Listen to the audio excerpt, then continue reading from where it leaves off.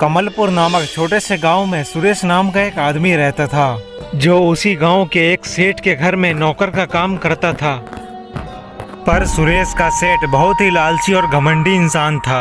वह सुरेश से भारी भरकम काम करवाता और बदले में बहुत ही कम पैसे देता था, जिस कारण मुश्किल से ही सुरेश के घर का गुजारा होता था। उसका एक 12 साल का बेटा भी था, रोहन, जो कि जन्म से ही अंधा था। जब रोहन 2 साल का ही था तभी किसी ने उसकी मां की हत्या कर उसे मार दिया था। बेरोजगारी के कारण मजबूरी में सुरेश सेठ का काम करता ताकि उसका बेटा रोहन भूखा ना रहे। फिर एक दिन सुरेश सेठ के घर में काम कर रहा होता है, तभी उसकी नजर पास में रखे एक शर्ट पर गई। वह उसे गौर से देखने लगा। तभी सेठ का बेटा राजू वहाँ आया और उससे बोला, अबे नौकर, तू क्या घूर रहा है यहाँ? मेरे कपड़े चुराने का इरादा है क्या? तेरी तो शकल ही चोर जैसी है। अरे नहीं छोटे मालिक, मैं तो अपने बेटे के लिए शर्ट देख रहा था। कितने खिलाए हो तुम इसको? मैं भी अपने बेटे के लिए लाऊंगा।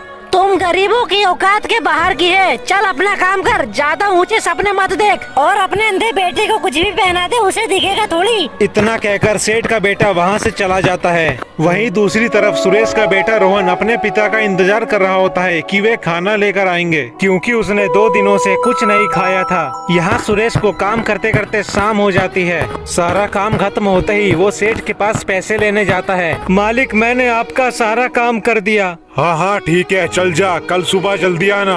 मालिक, मेरे पैसे दे दो, मेरा बेटा घर पे 2 दिनों से भूखा है। घर में कुछ भी खाने को नहीं है। अभी मेरे पास पैसे नहीं हैं, 1 हफ्ते बाद ले लेना। चल जा यहाँ से। मैं अपने काम के ही तो पैसे मांग रहा हूँ मालिक। अच्छा, काम के पैसे? कल जो तूने शीशे का कीमती गिलास फोड़ा था उसके पैसे क्या तेरा बाप देगा? मालिक, वो तो आपके बेटे ने फोड़ा था। अरे गिलास को रखा तो तूने ही था ना सोफे पर, और तू बताएगा मुझे कि किसने क्या किया है? सुरेश का सेठ उसे डांट कर भगा देता है। फिर सुरेश दुखी मन से अपने घर जाने लगता है। मैं कितना बेकार बाप हूँ जो अपने बेटे को 2 वक्त की रोटी भी नहीं खिला पा रहा। काश मैं भी सेठ की तरह अमीर होता तो अपने बेटे की सारी इच्छा पूरी करता। उदास मन से सुरेश घर पहुंचकर रोहन से झूठ बोलता है, बेटा आज भी मैं तुझे खाना नहीं खिला पाऊंगा, क्योंकि मैं पैसे लेकर आ ही रहा था कि तभी कुछ लुटेरे आए और मेरे पैसे छीन कर ले गए। यह सुनकर रोहन बहुत दुखी हो गया, लेकिन मुस्कुराते हुए बोलता है, कोई बात नहीं पापा, हम कल खा लेंगे खाना। हाँ बेटा, चलो अब सो जाते हैं, रात बहुत हो गई है। फिर सुरेश और रोहन दोनों जाकर सो जाते हैं। रात के 12 बजते ही जोर जोर से उनके घर का कोई दरवाजा पीटता है। रोहन और सुरेश दोनों जग जाते हैं। तभी बाहर से किसी औरत की आवाज आती है, सुरेश दरवाजा खोलो, जल्दी खोलो, खोलो दरवाजा। बेटा ये तो तेरी माँ की आवाज है। हाँ पापा। पर ऐसा कैसे हो सकता है? उसे तो मरे हुए 10 साल हो गए। दरवाजा खोलता हूँ तभी पता चलेगा कि कौन है। नहीं पापा, दरवाजा मत खोलो। मैंने सुना है कि एक चुड़ैल मरे हुए लोगों की आवाज में दरवाजा खोलने को कहती है। जो दरवाजा खोल देता है वो उसकी आंखें निकाल कर खा जाती है और उसका सर काटकर अपने साथ ले जाती है। ऐसा कुछ नहीं होता बेटा, ये सब कहने की बातें हैं। फिर सुरेश दरवाजा खोलता है तो एक चुड़ैल उसके सामने खड़ी होती है। चुड़ैल को देखकर उसकी हालत खराब हो जाती है। अरे मर गए रे, यह चुड़ैल यहाँ कहाँ से आ गई? हाय रे, अब क्या करे बेटा? मैंने तो पहले ही कहा था पापा कि दरवाजा मत खोलो, पर आपने मेरी बात नहीं मानी। तब चुड़ैल कहती है, अरे अरे डरो नहीं सुरेश, मैं तुम्हारी पत्नी रीमा हूँ। तभी रीमा अपने असली रूप में आ जाती है। अरे रीमा तुम? फिर सुरेश रीमा को गले से लगाकर रोने लगता है। मैं यहाँ बहुत जरूरी काम करने आई हूँ। मुझे मारने वाला और कोई नहीं, जिसके पास तुम काम करते हो उसी सेठ ने मेरी हत्या की है। लेकिन क्यों? तुमने उसका क्या बिगाड़ा था? ठीक आज से 10 साल पहले जब मैं सेठ की हवेली के पास से गुजर रही थी, तभी मैंने सेठ और उस डॉक्टर को देखा जो हमारे बेटे के जन्म के समय अस्पताल में था। देखो सेठ साहब, तुम्हारे कहने पर मैंने सुरेश के बच्चे को तुम्हारे अंधे बच्चे से बदल दिया, लेकिन सुरेश तुम्हारे पास ही काम करता है। कहीं उसे इस असलियत का पता चल गया तो बहुत बड़ी गड़बड़ हो जाएगी। अबे इस बात को 2 साल हो गए तो अभी तक कुछ नहीं हुआ, तो आगे क्या मेरा घंटा पता चलेगा? और तुझे तेरे 50 लाख मिल गए, अब टेंशन मत ले और तेज निकल यहाँ से। तभी सेठ ने मुझे देख लिया और गाड़ी से खंजर निकालकर।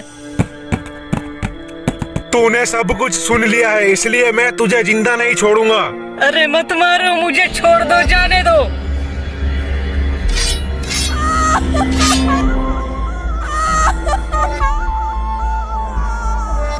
मेरी हत्या कर दी और मेरी लाश को नदी के किनारे डलवा दिया।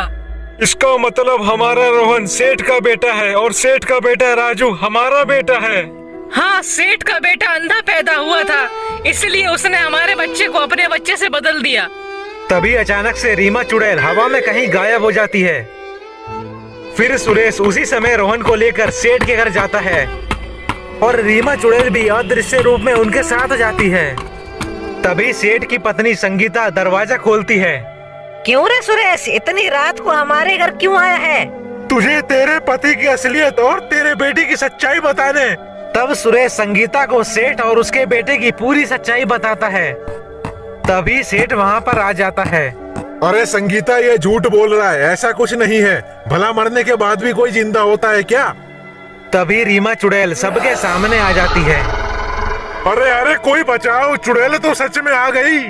सुरेश बिल्कुल ठीक कह रहा है संगीता, और मैं उसकी पत्नी रीमा हूँ। फिर चुड़ैल अपने जादू से उसी डॉक्टर को सबके सामने लाती है।